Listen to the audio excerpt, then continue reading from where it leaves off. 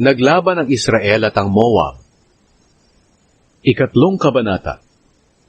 Naging hari ng Israel ang anak ni Ahab na si Joram, nang 18 taon ng paghahari ni Jehoshaphat sa Huda.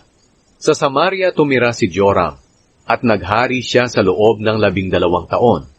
Masama ang ginawa niya sa paningin ng Panginoon, pero hindi kasinsama ng ginawa ng kanyang ama at ina. Ipinagiba niya ang ala-alang bato na ipinatayo ng kanyang ama sa pagpaparangal kay Baal. Pero ginawa rin niya ang mga kasalanang ginawa ni Jeroboam na anak ni Nebat, at ito ang naging dahilan ng pagkakasala ng mga taga-Israel. Hindi niya tinalikuran ang mga kasalanang ito.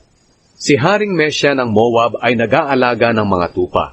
Taon-taon ay nagbibigay siya sa hari ng Israel ng 100,000 batang tupa at balahibo ng 100,000 lalaking tupa, dahil sakop ng Israel ang bansa nila. Pero pagkamatay ni Ahab, nagrebelde siya sa hari ng Israel. Nang panahong iyon, tinipon ni Joram ang buong Israel at umalis sila sa Samaria para lusubin ang Moab. Nagpadala siya ng ganitong mensahe kay Haring Jehoshaphat ng Huda. Nagrebelde sa akin ang hari ng Moab. Sasama ka ba sa akin para makipaglaban sa kanila? Sumagot si Jehoshaphat, Oo, sasama ako sa iyo.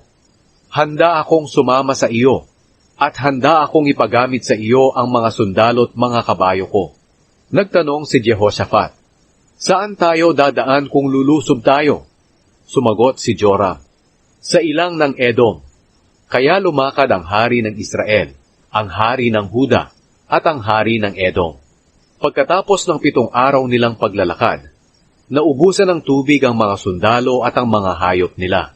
Sinabi ng hari ng Israel, Ano ang gagawin natin? Ipinatawag ba tayong 3 ng Panginoon para ibigay lang sa kamay ng hari ng Moab? Kaya nagtanong si Jehoshaphat, Wala bang propeta ng Panginoon dito para makapagtanong tayo sa Panginoon sa pamamagitan niya? Sumagot ang isang opisyal ng hari ng Israel, Si Eliseo na anak ni Shaphat ay nandito. Dati siyang lingkod ni Elias.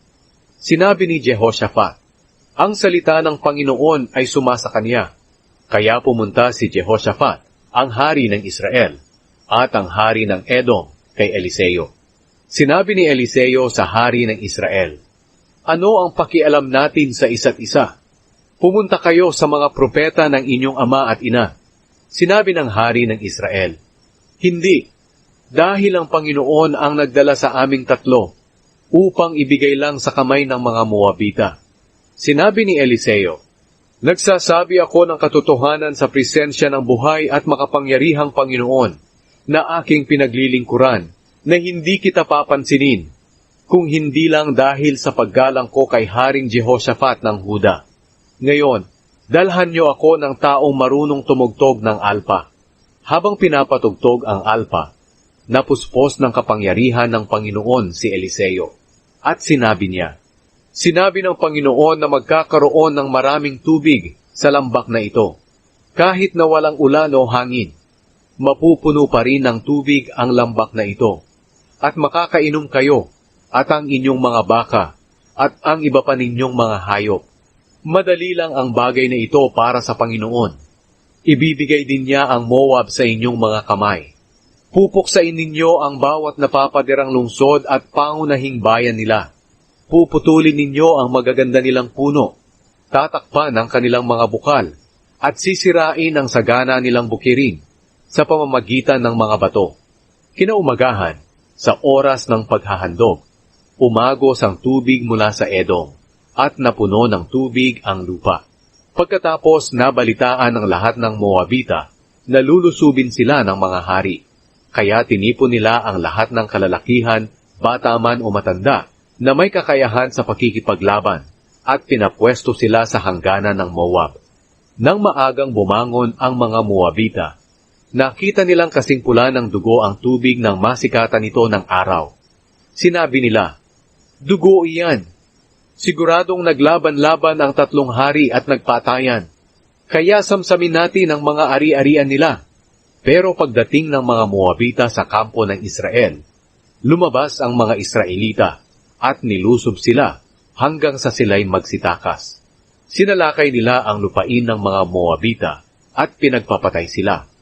Winasak nila ang mga bayan, hinagisan ng mga bato ang bawat magagandang bukirin, hanggang sa ito'y matabunan. Pinagtatakpan nila ang mga bukal, at pinagpuputol ang magagandang puno. Ang Kir-Hareset na lang ang natira, pero pinalibutan din sila ng mga lalaking may dalang tirador at nilusob. Nang makita ng hari ng Moab na natatalo na sila sa labanan, dinala niya ang 700 tao na may mga espada para hawiin ang mga sundalo ng hari ng Edom at makatakas. Pero nabigo sila. Kaya kinuha niya ang panganay niyang anak na papalit sana sa kanya bilang hari at inialay niya ito sa may pader bilang handog na sinusunog. Dahil sa sobrang galit laban sa Israel, pinabayaan na lang nila ang hari ng Moab at umuwi sila sa lupain nila.